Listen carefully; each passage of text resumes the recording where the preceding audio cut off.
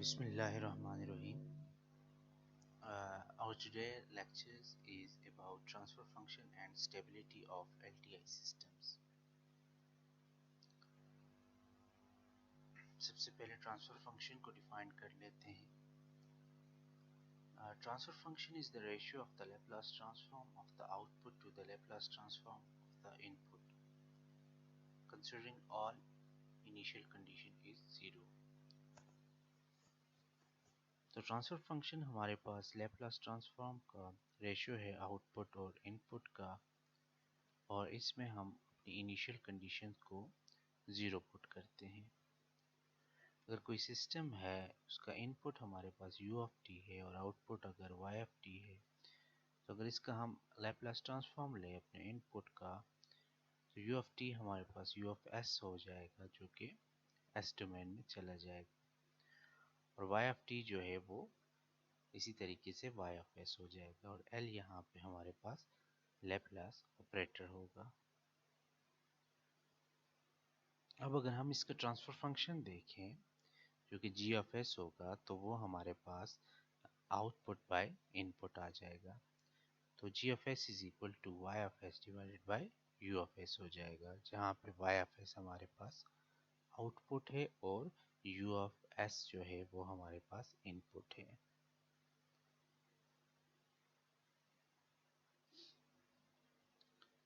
अच्छा, हम Laplace transform क्यों लेते हैं? y Laplace transform. By use of Laplace transform, we can convert many common functions into algebraic functions of complex variable s. तो हमारे पास बहुत से complex functions जो हैं वो simple और algebraic functions बन जाते हैं इससे. For example, sin omega t, इसे हमारे पास एक sinusoidal function है. अगर इसका हम Laplace transform ले तो वो हमारे पास आएगा omega over S square plus omega square. या इसी तरीके से ई पावर माइनस ए टी, इसका अगर हम लैपलास ट्रांसफॉर्म लें तो ये हमारे पास बन जाएगा 1 ओवर एस प्लस ए. तो ये कुछ कॉमन फंक्शंस थे जिनका लैपलास ट्रांसफॉर्म इस तरीके से आएगा. यहाँ पे हमारे पास जो s है वो हमारे पास एक कॉम्प्लेक्स वेरिएबल है, इसको हम कॉम्प्लेक्स फ्रीक्वेंसी भी कह सकते हैं, और ये हमारे पास होगा s equal to sigma plus J omega, जिसमें सिग्मा हमारे पास इसमें रियल पार्ट है और ओमेगा जो है वो इमेजिनरी पार्ट होगा. Not only common functions can be converted into simple algebraic expression, but the calculus operations can also be converted into algebraic expressions. जैसे हम डेरिवेटिव्स का भी लैपलास ट्रांसफॉर्म ले सकते हैं. तो यहाँ पे अगर हम देखें D x of T by D T, ये हमारे पास आ जाएगा S x of S minus x of zero. और इसी तरीके से अगर हम देखें डबल डेरिवेटिव का D square x of T by D T square, तो ये हमारे पास बन जाएगा S square x of S minus S x of zero minus D x of zero by D T. अगर इसी को हम जनरलाइज करें लैपलास ट्रांसफॉर्म को डेरिवेटिव को तो n डिग्री के जो डेरिवेटिव आएगा वो s of n x of s हो जाएगा. ठीक है, और इसी तरीके से s की पावर कम होती जाएंगी up to x n minus 1 तक ये जाएगा, और x ऑफ ज़ीरो जो है ये हमारे पास किसी भी सिस्टम की इनिशियल कंडीशन होगी. अब अगर हम एक आरसी सर्किट को देखें जहाँ पे हमारे पास U जो है वो अप्लाइड वोल्टेज हो, और अगर हम Y पे अपना आउटपुट लें जो कि हमारे पास कैपेसिटर की वोल्टेज है, तो इस केस में अगर हम देखें if the capacitor is not already charge then Y of zero equal to zero होगा. ठीक है, टाइम इक्वल टू ज़ीरो. तो इनिशियल कंडीशंस जो हैं ऐसे हम ज़ीरो लेते हैं. टाइम ज़ीरो पे हम कहते हैं कि हमारे पास आउटपुट उस वक्त ज़ीरो आ रही है या इनपुट भी उस वक्त हमारे पास ज़ीरो आ रही है। तो अपने सिस्टम्स में हम अपनी इनिशियल कंडीशन को जो है वो टाइम ज़ीरो पे ज़ीरो लेंगे। इसमें लेप्लास ट्रांसफॉर्म ऑफ इंटीग्रल देखें तो यहाँ पे अगर हम देखें integral x of T D T, तो इसका अगर हम लेप्लास ट्रांसफॉर्म लें तो वो 1 और s x of s हो जाएगा। तो the time domain integral become division bye s in frequency domain. तो यहाँ पे हम इसको s को डिवीजन में ले जाएंगे। अब लेप्लास ट्रांसफॉर्म की कैलकुलेशंस को अगर हम देखें कि कैसे हम इसको कैलकुलेट करते हैं, तो यहाँ पे consider the following OD where y of t is the output of the system and x of t is the output। तो यहाँ पे y of t जो है वो इनपुट ले रहे हैं हम, और x of t जो है वो आउटपुट है। ठीक है, where y of t is input of the system and x of t is the output। तो यहाँ पे देखें a d square x of t by dt square equal to c dy of t by dt minus b dx of t और dt। ये अगर हमारे पास equation है, इसको हम सिंपल फॉर्म में अगर लिखना चाहें तो इसको हम ऐसे भी लिख सकते हैं कि a x double prime of t minus C Y prime of t minus B X prime of t। इसको हम ऐसे भी लिख सकते हैं। जब इसका हम लेप्लास ट्रांसफॉर्म लेंगे तो a हमारे पास कांस्टेंट है, हमारे पास s square x of s minus x s x of zero minus x prime of zero, ये बन जाएगा इक्वल टू सी कांस्टेंट है। अब s Y of S minus y of zero और b again is it is constant s x of S minus x of zero. तो ये हमने इसको कन्वर्ट किया लेप्लास ट्रांसफॉर्म में। अब हम अपनी इनिशियल कंडीशन इसमें पुट कर लेते हैं, considering initial conditions to zero in order to find the transfer function of the system. तो यहाँ इस इक्वेशन में इनिशियल कंडीशन को ज़ीरो अगर हमने पुट किया तो ये हमारे पास बन जाएगा A S square x of S minus C S Y of S minus B S x of S. इसी इक्वेशन को रीअरेंज करके लिखेंगे तो रीअरेंजमेंट से इक्वेशन हमारे पास बन जाएगी a square x of s plus B S x of S minus C S Y of s. अब इसमें हम x ऑफ s को कॉमन अगर निकालें तो हमारे पास ये हो जाएगा x of s a S square plus B s minus C S Y of s. अब हम आउटपुट बाय इनपुट लिखेंगे। इस केस में हमारे पास x ऑफ s जो था वो आउटपुट था, तो x ऑफ s और y of s is equal to C S over A S square plus B S बन जाएगा। और इक्वेशन को अगर हम सिंप्लीफाई और कर दें तो ये हमारे पास c over A S plus B बन जाएगी। तो इस तरीके से हम अपने ट्रांसफ़र फंक्शंस की कैलकुलेशंस कर सकते हैं। अब इसी एग्जांपल को लें जहाँ पे हम देख सकते हैं कि हमारे पास वही आरसी सर्किट है, u ऑफ t जो है इसमें इनपुट है और y ऑफ t आउटपुट है। तो एग्जांपल फर्स्ट है find out the transfer function of the RC network shown in figure 1, assume that the capacitor is not initially charged। तो यहाँ पे आपने इसका लैप्लास ट्रांसफॉर्म इस इक्वेशन का लेना है और फिर इसका ट्रांसफर फंक्शन बनाना है। वीडियो पॉज करके ये आप लोग इसको अपने रफ रजिस्टर पे सॉल्व कर लें। और इसी तरीके से एग्जांपल 2 है u of t and y of t are the input and output respectively of the system defined by following OD। अब इक्वेशन हमारे पास इनपुट और आउटपुट की चेंज हो रही है, चेंज हो गई है। अब इसको हमने देखना है कि इसमें क्या करना है। Determine the transfer function, assume there is no any energy stored in the system. तो यहाँ पे इक्वेशन चेंज है, अगेन इसका हमने लेप्लास ट्रांसफॉर्म लेना है और इसकी ट्रांसफर फंक्शन को हमने फाइंड आउट करना है। और ये चीज़ इसमें भी है कि हमने ये देखना है कि इनिशियल कंडीशन इसमें भी हमारे पास ज़ीरो आ रही है। तो इसको भी आप सॉल्व कर लें।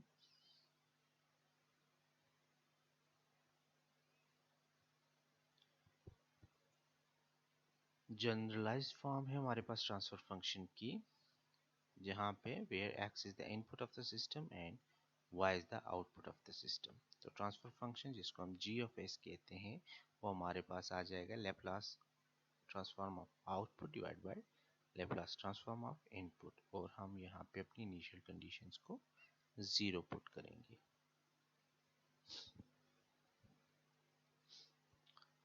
तो हम देखते हैं कि आपने ट्रांसफर फंक्शन में कि when order of the denominator polynomial is greater than the numerator polynomial, the transfer function is said to be proper।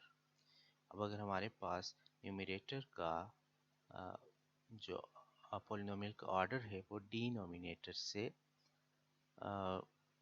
जो है छोटा होगा तो प्रॉपर है हमारे पास फंक्शन, अदरवाइज इम्प्रॉपर। और अगर डिनोमिनेटर जो है वो हमारे पास ग्रेटर होगा न्यूमरेटर से, ऐसे भी कह सकते हैं तो फंक्शन प्रॉपर है, या अदरवाइज अगर हमारे पास डिनोमिनेटर छोटा हुआ तो इम्प्रॉपर है।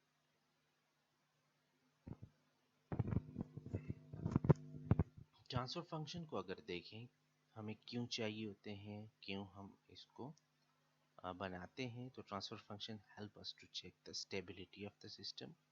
इससे हम अपने सिस्टम की स्टेबिलिटी को चेक कर सकते हैं और ये बताते हैं कि कितना हमारे पास सिस्टम स्टेबल है। या time domain and frequency domain characteristics of the system जो है वो हमें पता चलता है। जैसे ग्राफ हम ड्रॉ करते हैं टाइम डोमेन का, फ्रीक्वेंसी डोमेन का, तो उसकी कैरेक्टरिस्टिक्स देख सकते हैं, और इससे हमें जो है ट्रांसफर फंक्शन बताता है the response of the system for any given input, कि क्या इनपुट आ रही है और उसका क्या रिस्पॉन्स है।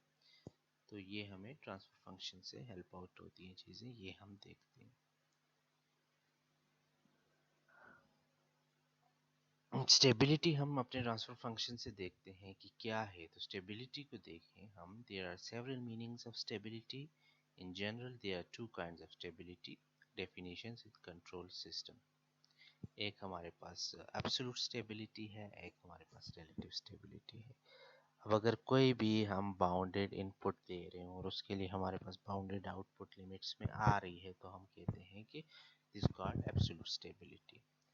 और रिलेटिव स्टेबिलिटी हम उसको इस तरीके से समझ सकते हैं कि हाउ क्लोज और how far is our system stable system is from unstability. तो ये चीज़ के हम इसमें हम देख रहे होते हैं कि हमारा सिस्टम अनस्टेबिलिटी से कितना दूर या कितना नज़दीक है। तो जब ये चीज़ देख रहे होते हैं, इस एंगल से स्टेबिलिटी को देख रहे होते हैं, तो वो हमारे पास रिलेटिव स्टेबिलिटी बन जाती है। अच्छा, अगर हमारे पास ट्रांसफर फंक्शन हो तो ट्रांसफर फंक्शन में हम देखते हैं roots of denominator polynomial of a transfer function are called poles. ठीक है, हमारे पास जो डिनोमिनेटर का पोलिनोमियल होगा उसके रूट्स जो हमारे पास आएंगे वो हमारे पास पोल्स होंगे, and the roots of the numerator polynomials of a transfer function is called zero. और न्यूमरेटर के जो हमारे पास रूट्स होंगे वो ज़ीरो होंगे। Poles of the system are represented by x and zeros of the systems are represented by o। अपने जो plane होगा फ्रीक्वेंसी प्लेन, जिसमें हमारे पास सिग्मा और ओमेगा जो होंगे, उसका जो प्लेन आ रहा होता है उसमें हम जो रिप्रेजेंटेशन करते हैं ज़ीरो और पोल्स की, तो पोल हमारे पास क्रॉस से रिप्रेजेंट होंगे और ज़ीरोस हमारे पास ओ से रिप्रेजेंट होंगे। System order is always equal to the number of the poles of the transfer function. और जिस ऑर्डर का हमारे पास सिस्टम होगा वो हमें इस तरीके से पता चलेगा कि हम अपने जो पोल्स हैं उनका नंबर देख के बताएंगे कि हमारा सिस्टम किस ऑर्डर का है। Following transfer function represent nth order system हर प्लांट। तो ये हमारे पास जो गिवन फंक्शन जो आपको नज़र आ रहा है, इसमें हमारे पास आप देखें कि nth नंबर ऑफ पोल होंगे, तो ये हमारे पास nth ऑर्डर का सिस्टम बनेगा। Pole is also defined as it is the frequency at which system become infinite। hence the name pole where field is infinite। तो जहाँ पे हमारे पास field जो है वो infinite होने लगती है, वहाँ पे हम कहते हैं कि यहाँ पे हमारे पास pole आ रहा है। And zero is the frequency at which system become zero। और जीरो वो फ्रीक्वेंसी है जहाँ पे हमारे पास सिस्टम जो है वो ज़ीरो पे आने लग जाते हैं। अब जैसे हम इसमें देख सकते हैं कि pole is also defined as it is frequency at which system become infinite. तो यहाँ पे पोल पे हमारे पास जो है सिस्टम इनफाइनाइट हो जाता है, जैसे कि like a magnetic pole or black hole. अब जैसे ये एग्जांपल है ब्लैक होल, अगर हम देखें यहाँ पे हमारे पास ग्रेविटेशनल एनर्जी जो है उसको हम जब देखते हैं तो वो हमारे पास इनफाइनाइट हो जाती है, और इवन के वहाँ से वो जो है फिर लाइट को भी पास होने नहीं दे रही थी। तो ये एक एग्जांपल है कि कैसे हमारे पास पोल जो है वो फ्रिक्वेंसी जो है वो हमारे पास इनफाइनाइट हो जाती है यहाँ पे आके। अब ये आप देखें यहाँ पे 3D प्लॉटिंग हुई है हमारे पास पोल की। ये एक सिंगल पोल सिस्टम है हमारे पास। यहाँ पे आपको नज़र आ रहा है the relationship between poles and zero and the frequency response of the system comes alive with this 3D pole zero plot. यहाँ पे हमारे पास जो है एक रियल एक्सिस है और ये इमेजिनरी एक्सिस है। यहाँ पे हम देख सकते हैं कि एस प्लेन बन जाता है ये हमारे पास। तो यहाँ पे एक पोल आ रहा है जो कि डिस्टरबेंस क्रिएट कर रहा है और फ्रीक्वेंसी को हमारे पास इनफाइनाइट लेके जा रहा है। तो ये इसकी 3D रिप्रेजेंटेशन आ रही है। अब यहाँ पे इस डायग्राम में आप देखें कि यहाँ पे हमारे पास एक ज़ीरो है, दो पोल हैं। तो वही ये आप देखें आपको इमेजिनरी एक्सिस रियल एक्सिस ये नज़र आ रही होंगी। और अब जो है हमारे पास पोल जो हैं वो डिस्टरबेंस क्रिएट कर रहे हैं और ज़ीरो जो है वो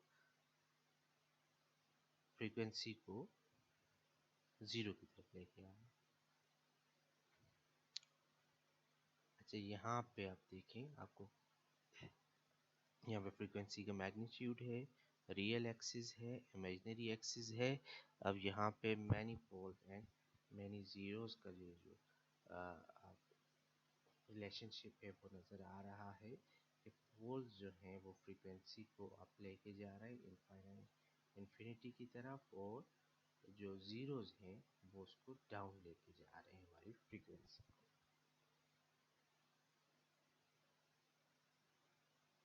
ये एग्जांपल है कि हम कैसे कैलकुलेट करते हैं अपने ट्रांसफर फंक्शन से पोल या ज़ीरो को। तो consider the transfer function calculated in previous slide, जो कि हमने प्रीवियसली कैलकुलेशन की थी, जहाँ पे हमने ट्रांसफर फंक्शन फाइंड आउट किया था, जहाँ पे एक्स एक्सिस हमारा आउटपुट था और वाई एक्सिस हमारा इनपुट था, और वो हमारे पास सी और ए एक्स प्लस बी आया।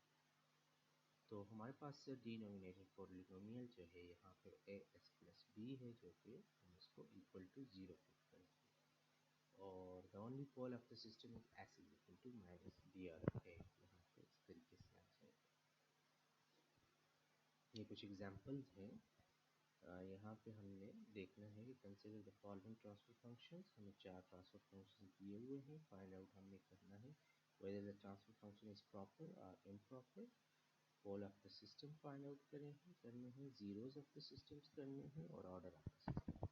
एग्जांपल वन में अगर हम देखें तो डिनोमिनेटर हमारे पास एस स्क्वायर आ रहा है, तो हम कहेंगे कि it is the proper transfer function. Poles की अगर हम बात करें तो एस इक्वल टू ज़ीरो पे पोल आएगा और S equal to minus two पे आएगा। अगर एग्जांपल ऑर्डर को देखें तो एस स्क्वायर सेकेंड ऑर्डर बन जाएगा। तो इसी तरीके से हम जो बाकी एग्जांपल की है वो देख सकते हैं।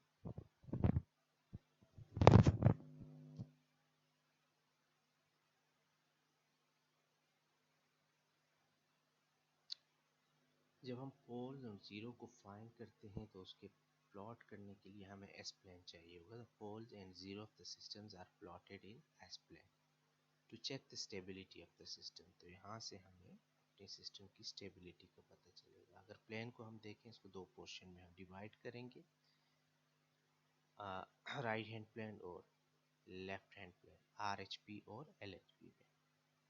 रियल एक्सिस हमारे पास सिग्मा आएगी, इमेजिनरी एक्सिस हमारे पास जे ओमेगा आएगा। अब यहाँ पे हम देखें, if all the poles of the system lie in left half plane the system is said to be stable. अगर हमारे पास सारे के सारे पोल लेफ्ट हैंड प्लेन पे आते हैं तो हम कहेंगे सिस्टम हमारे पास स्टेबल है। If any of the pole lie in the right half plane the system is said to be unstable. अगर कोई एक पोल भी हमारे पास राइट हैंड प्लेन पे चला जाता है तो हम कहेंगे सिस्टम अनस्टेबल है। If poles lie on imaginary axis, the system is said to be marginally stable. और अगर पोल्स हमारे पास इमेजिनरी एक्सिस दरमियान जे ओमेगा पे आ जाए तो हम कहेंगे कि सिस्टम जो है वो हमारे पास मार्जिनली स्टेबल है। जैसे इस केस में अगर हम देखें, जो हमने अपनी इक्वेशन बनाई थी c over A S plus b, जो ट्रांसफर फंक्शन था, यहाँ पे अगर आप देखें ए अगर 1 हो, बी 3 और सी 10, तो हमारे पास इसको कैलकुलेट अगर करें तो हमारे पास पोल आएगा -3 पे। अगर हम इसको -3 पे ड्रॉ करें तो यहाँ पे हम कहेंगे कि सिस्टम हमारे पास स्टेबल आ रहा है। इसी तरीके से हम अगर अपनी प्रीवियस एग्जांपल्स लें, हम इसमें जो है ये फाइंड आउट कर चुके कि ट्रांसफर प्रॉपर है या नहीं है। जीरोज एंड पोल्स हम कैलकुलेट कर चुके, हम इन एग्जांपल में ऑर्डर ऑफ सिस्टम कैलकुलेट कर चुके। अब हमने एस प्लेन पे ड्रॉ करना है पोल एंड जीरो को और फाइंड आउट करना है कि सिस्टम हमारे पास स्टेबल है या नहीं है। फर्स्ट केस में अगर हम देखें तो हमारे पास एस प्लस 3 है, तो पोल बने ये ज़ीरो बनेगा -3 पे। इसी तरीके से पोल बनेंगे S2 पे और -2 पे। फिर हमारे पास इक्वेशन जो ये एग्जाम्पल 2 आ जाती है, इसमें हमारे पास पोल बनेंगे S equal to -1, S equal to -2, S equal to -3, 3 pole बनेंगे। और इसी तरीके से हम अपनी बाकी इक्वेशंस को भी एग्जाम्पल को सॉल्व कर सकते हैं।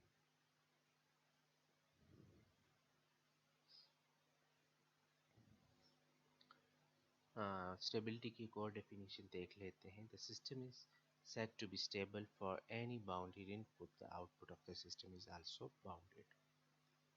हम ये कहते हैं कि किसी भी बाउंडेड इनपुट के लिए अगर हमारे पास बाउंडेड आउटपुट आए तो सिस्टम हमारे पास स्टेबल है, यानी जिसको हम कह सकते हैं BIB हो बाय हो कि हमारे पास बाउंडेड इनपुट के लिए बाउंडेड आउटपुट होनी चाहिए। Thus, for any bounded input, the output either remains constant or decrease with time। जैसे कि हमारे पास इस ग्राफ में भी हम देख सकते हैं यूनिट स्टेप इनपुट है, सिस्टम को मिल रही है और आउटपुट हमारे पास एक बाउंडेड फॉर्म में आ रही है। पहले तो इसमें थोड़ा सा ओवरशूट आया, लेकिन फिर इसने डिक्रीज करने शुरू किए टाइम के साथ और एक इसने बाउंडेड आउटपुट हमें दी। इनिशियल ओवरशूट के बाद ये डिक्रीज हुआ। अच्छा, अब अगर हमारे पास ऐसा हो, if for any bounded input the output is not bounded the system is said to be unstable. तो जैसे यहाँ पे यूनिट स्टेप इनपुट इस सिस्टम को मिल रहा है, लेकिन उसके आउटपुट में हम देख रहे हैं कि एक्सपोनेंशियल राइज हो रहा है, एक्सपोनेंशियल राइज हो रहा है और ये एक अनबाउंडेड आउटपुट हमें दे रहा है। तो इस केस में हम ये कहेंगे कि सिस्टम जो है वो हमारे पास अनस्टेबल है।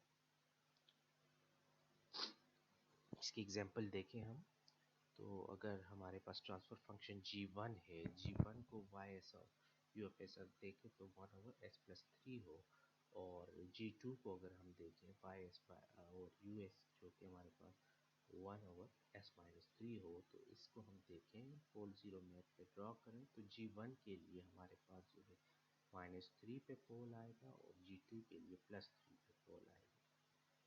तो जहाँ पे पोल हमारे पास -3 पे आएगा G1 के लिए, तो हम कहेंगे ये सिस्टम स्टेबल है। और जहाँ पे पोल +3 पे आया G2 के लिए, तो हम कहेंगे ये हमारे पास अनस्टेबल। कैसे ये हुआ इसको देखते हैं। अगर G1 का हम लैप्लास ट्रांसफॉर्म लें G1s का, तो वो हमारे पास आएगा y of t equal to e और -3t u ऑफ t। ठीक है। और अगर G2 का लैप्लास ट्रांसफॉर्म लें जो कि एक अनस्टेबल सिस्टम था, तो बनेगा y of t equal to e over 3t u of t। अब अगर G1 के लिए देखें तो यहाँ पे हमारे पास जो कि एक स्टेबल सिस्टम था, तो एक्सपोनेंट में -3t आया। और y ऑफ t अगर हम G2 का देखें तो वहाँ पे देखें एक्सपोनेंट में जो है +3t आ रहा है।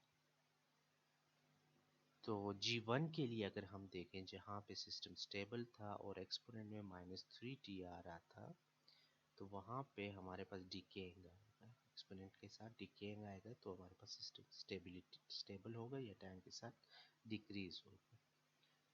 और G2 ऑफ S जहाँ पे हमारे पास E के साथ +3t आया, वहाँ पे हमारे पास एक्सपोनेंशियल राइज आएगी सिस्टम में, टाइम के साथ वो इंक्रीज होगा, एक्सपोनेंशियल राइज आएगी उसमें, और वो अनबाउंडेड आउटपुट की तरफ जाएगा। तो इसलिए यहाँ पे ये G2S जो था वो अनस्टेबल था, और G1S वाला जो ट्रांसफर फंक्शन था वो हमें स्टेबिलिटी शो कर रहा था।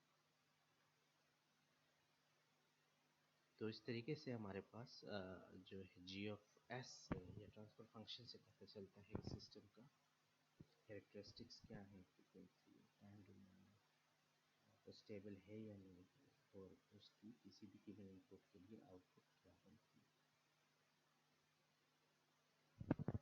अच्छा, इसी चीज़ को आप देखिए यहाँ पर एक्सप्लेन किया गया है कि when one or more than one pole are in right hand plane, the solution of the dynamic equation contain increasing exponential term। जैसे कि हमारे पास आया e over 3t, sorry e power 3t। अब यहीं पे हम देखें कि that makes the response of the system unbounded and the overall response of the system is stable। और यही चीज़ हमने अपने इस जो है ग्राफ्स में भी देखी कि स्टेबल सिस्टम के लिए हमारे पास बाउंडेड जो है इनपुट के लिए आउटपुट की बाउंडेड आ रही थी, लेकिन जहाँ पे हमारे पास सिस्टम अनस्टेबल था, बाउंडेड इनपुट के लिए हमारे पास आउटपुट जो है वो अनबाउंडेड हो रही थी। तो यही चीज़ यहाँ पे भी बताई गई है कि ई पावर 3t जो है जहाँ पे माइनस आ रहा है उसके साथ वो डिफरेंट फंक्शन बन रहा है, जहाँ पे हमारे पास प्लस आ रहा है ई की पावर में, तो वो हमारे पास एक्सपोनेंशियल राइज दे रहा है। तो ये हमारे पास यहाँ पे लेक्चर एंड होता है।